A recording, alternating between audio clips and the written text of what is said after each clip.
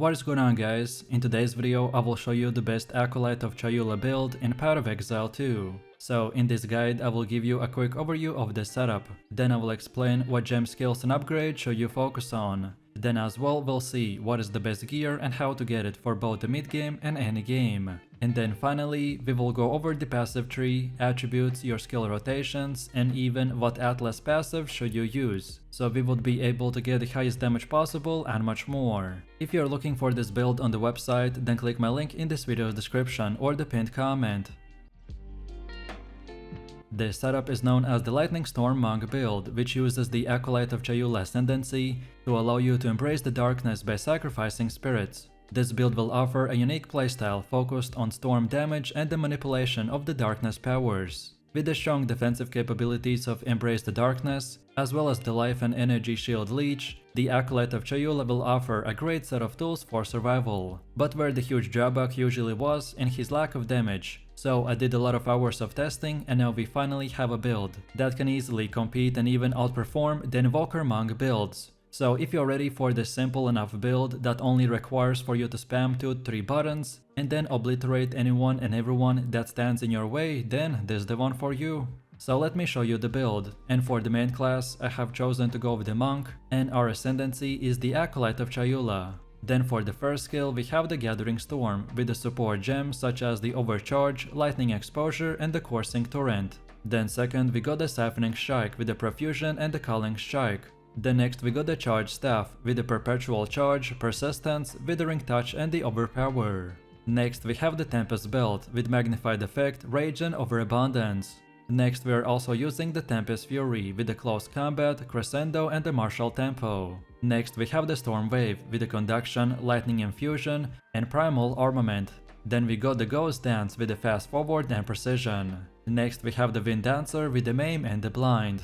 And finally for the last one we got the Herald of the Thunder with the Innervate and the Shock Siphon. Most of this build is structured around using the Charge Staff and the Tempest Belt to instantly delete enemies. So we use gems and skills that will support and increase their area and damage, while the rest are powerful buffs and utility skills that usually get activated in the background. Next up we have our passive tree, and if you're interested in a full in-depth guide on how it works, then check out my beginner guides. So let's take a look at our setup, and we want to start at the skill speed node and make our way like this until we get the flow like the water and the essence of the storm. Next up we continue making our way like this and get the crashing wave and the momentum truth. Then next we want to keep going up until this point and then now take the right until we unlock both these nodes. So the exposed to the storm and the wild storm. Then from here we want to get more crit chance, and we mainly can do it in two places. So first we circle back a little and get these two nodes, and then from here again let's go to the top right corner and we want to unlock all of these blue nodes. And then finally from this point and onwards you can unlock the rest of the nodes in whatever order you prefer. All of the nodes that we got are important, but the ones I mentioned have the top priority, as they're the most important ones to acquire early on in the game to make our build functional, and in the late game to make it even more powerful. And then now let's go all the way to the middle again, and for our ascendancy build this is what we have. So at the beginning you want to unlock the Walking Dream, then next get the Lucid Dream. Then from here for the third option we get the Reality Rending, and then finally for the last fourth option we want to go with the Chayula's Gift. Some players also prefer to go with the more mana leech instead of the resistance, but that's why in the main tree we spend few points on the mana, so then we could easily utilize our ascendancy to the max and get the Chayula's Gift.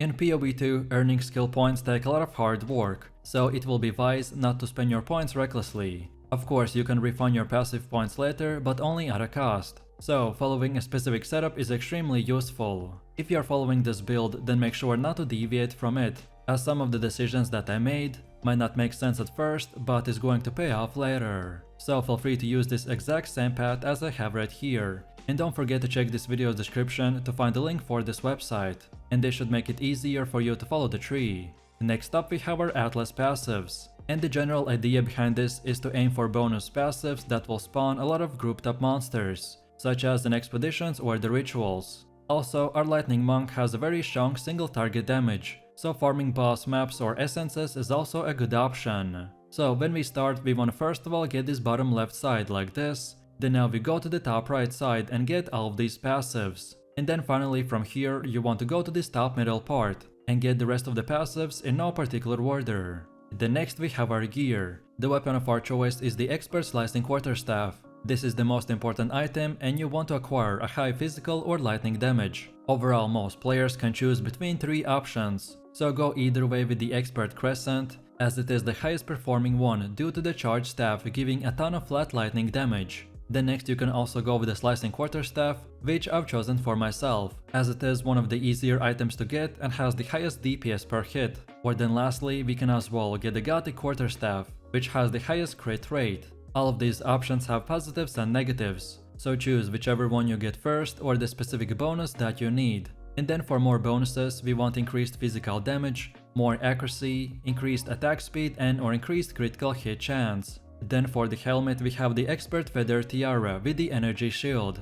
And for more stats we want max life, evasion and chaos resistance. Then for the chest we have the Expert Studded Vest with a lot of evasion. And for bonuses we want even more evasion, max life and cold resistance. Then for belt we have our utility belt that recovers our flask 20% quicker. And for bonus stats we want more max life, 1 charm slot and the fire resistance. Then for gloves we got the Expert Gauze Wraps with the evasion and energy shield. And for extras we want max life, max mana and fire resistance. And by the way, if you ever run into the mana problem, then just equip few more mana regen stats, or just cast few less charged staffs until you recover. But our specific build should not be struggling if you use decent enough gear. Then for boots we are using the Expert Frayed Shoes with evasion and energy shield. And for more we need increased movement speed, more evasion and max life. Then for our first ring we got the Ruby Ring with fire resistance, and for more we want max life and cold resistance. While on the second one we got the Sapphire Ring with cold resistance, and for the extras we want to get lightning resistance and more critical hit chance.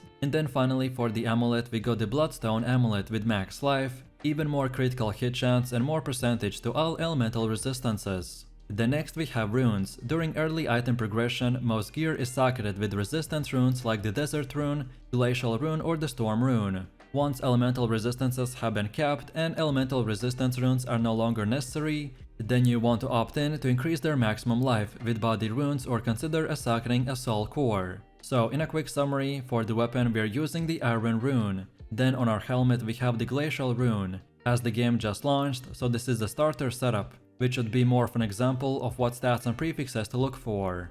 And as far as getting this gear goes, by far the best way to get better gear in the campaign is to check the vendor in the town each time you level up, as vendors change their offerings based on your level, so this is the best way to find upgrades. If you're desperately in the need of a weapon upgrade, then you can also check the previous act vendors. And then after you get to level 65, then you want to keep on doing and repeating your maps until tier 16. And again, for more in-depth guides, check out my gearing guide video. Then on top of this, we need to quickly look into the charms. Charms are incredibly useful, as by having the right one equipped at the right time can save you from dying. If you are struggling with certain bosses, then look into what damage type they are using, and then use that specific charm to increase your resistance. For me personally, I like to use the Stone Charm for stuns, then the Taving Charm for when I become frozen, and then finally the Amethyst Charm for chaos damage. But as I said, which one you choose will entirely depend on the enemies that you are fighting, so feel free to experiment and mix and match.